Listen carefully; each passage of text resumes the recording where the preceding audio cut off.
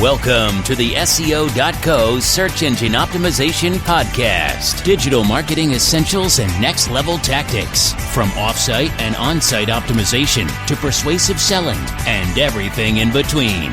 You'll learn actionable tips on what it takes to outright and outrank your competition.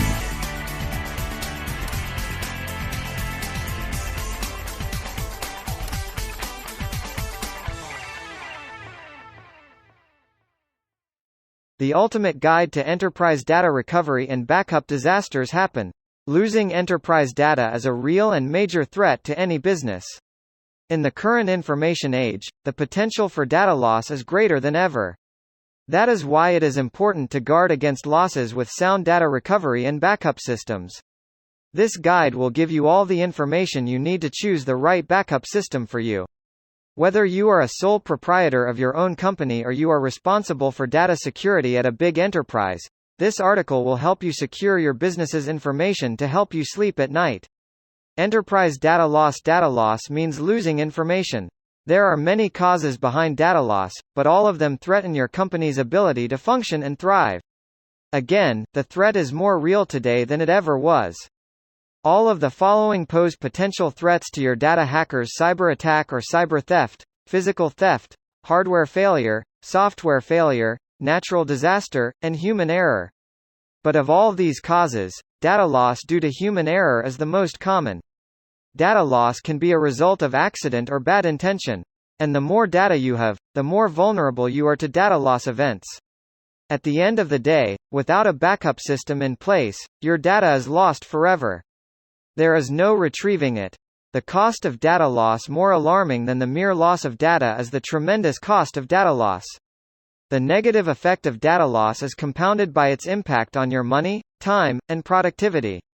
Not only does a business lose valuable information, but it loses time in trying to recover the lost data and is less productive in the meantime. Without its regular data in place, businesses must try to do without. In some cases, a business cannot function without certain data. Other times, data loss slows a business down. In every case, data loss incurs a major financial cost. Data loss has a staggering cost of $1.7 trillion each year. In the last 2 years alone, the amount of lost data has increased by 400%. Small data breaches with less than 100 records lost cost an average of $18,120 to $35,730, while large data breaches with more than 100 records lost cost an average of $5 million to $15.6 million. These numbers are hard to fathom. Obviously, data loss takes a huge financial toll, so it is in anybody's best interest to take data loss seriously. Threats to sensitive information aside, data security is a wise investment even from a purely financial perspective. Though it will cost some money to implement, don't underestimate how much money data backup can save you in the long run. Disaster recovery: data recovery and backup are a form of disaster recovery drive. Disasters can happen to anyone, so it is important to have a plan in place to mitigate them. This type of security planning involves a recovery strategy to minimize the damage done by disruptive events. Again, disruptions include building failures, cyberattacks, and natural disasters, among other events. A doctor plan has many elements. It encompasses software, hardware, power, networking equipment, connectivity, and testing. Consider the following. Every business has hardware and software vulnerable to damage or theft. Businesses rely on electricity and power, so they must have plans in place in case they go out, like in a power outage. Networking equipment includes hubs, switches, routers, firewalls, gateways, multiplexers, and transceivers. Any of these can be compromised, and so they must be properly protected. Connections can include those of local interfaces, e.g. SCSI, SATA, USB, and FireWire, and those for long-distance technologies, e.g. ISCSI, Ethernet LAN, fiber channel, and the Internet. A disaster could damage connections that keep the business running. A doctor plan should include regular testing. Checks and drills help ensure that the recovery plan can execute when the time comes. The ultimate goal of doctor plans is to ensure business continuity. which means businesses are able to continue business operations despite unforeseen complications. That is why they are also called business continuity, disaster recovery (BCDR) solutions.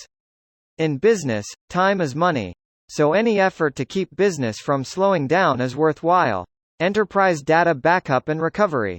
Now that we know about disaster recovery, what exactly is data backup and recovery?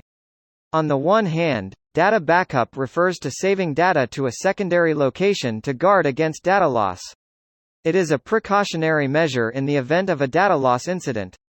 On the other hand, data recovery refers to the process of retrieving that lost information and restoring it to its former location. The processes of data backup and data recovery are intimately connected. You only back up data in hopes of being able to recover that data later. And you cannot recover data without having previously backed it up. The history of backup technology. Digital backup technology has a longer history than you might expect. It goes back to the 1950s with the first tape reels, which stored data on magnetic tape. After tape reels, disk drives were introduced, which we still use today. Disk drives store information on rotating disks via magnetic, optical, electronic, or mechanical changes to the disk's surface. The newest form of backup technology is the cloud. People use the cloud more and more because they prefer how convenient it is. Cloud backup systems don't require hardware or much software. For the most part, it's a hassle-free option. Data backup strategies. You can backup data via different strategies. The primary backup strategies include a full backup, an incremental backup, and a differential backup. A full backup means copying all data from its source to another location. This takes the maximum amount of storage space. An incremental backup means only backing up new information since the last backup, that is. The backed up data, then, incrementally builds on itself. This saves space and requires less time each time you perform a backup. A differential backup is similar to an incremental backup. A differential backup means only changed data is backed up. One initial full backup takes place, after which only changes to that first set of data are backed up. Which backup process is right for you will depend on the amount of online storage space you have. Full backups require more time and are more expensive. If you want to be as efficient as possible, consider an incremental or differential backup strategy. Finally, another backup strategy for maximum data retention is the 3-2-1 strategy. The 3-2-1 strategy involves backing up data to 3 different places, on 2 different storage types, and having 1 extra copy stored in a different geographical location. This strategy provides the ultimate safeguard as you are backing up data for different types of disasters. Having the data in 3 places means one backup failing won't be the end. Performing backups on 2 different storage types adds another safety measure. And having one backup in a different geographical location will guard your data against a natural disaster that affects only one geographic region. Recovery point objective (RPO) and recovery time objective (RTO). The recovery point objective and the recovery time objective are important measures for your data recovery strategy that help assess risk and cost. The recovery point objective (RPO) measures how far back you can recover data. The further back in time your RPO, the more data you will lose in a data loss event. So the shorter your RPO, the better. However, shorter RPOs are more expensive because they require backups more frequently. So your RPO depends on your budget and how much risk you want to take on. You might also consider a tiered RPO. A tiered RPO involves different RPOs for different types of data. Important data get a shorter RPO, while less important data have a longer RPO.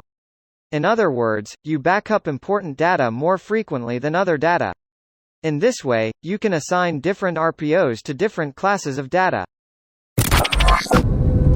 Thank you for joining us on the SEO.co podcast. We appreciate your time. Be sure to rate, review, and subscribe to the show and visit SEO.co for more resources based on today's topic, as well as access to more podcast episodes to help you improve your site's long-term SEO success.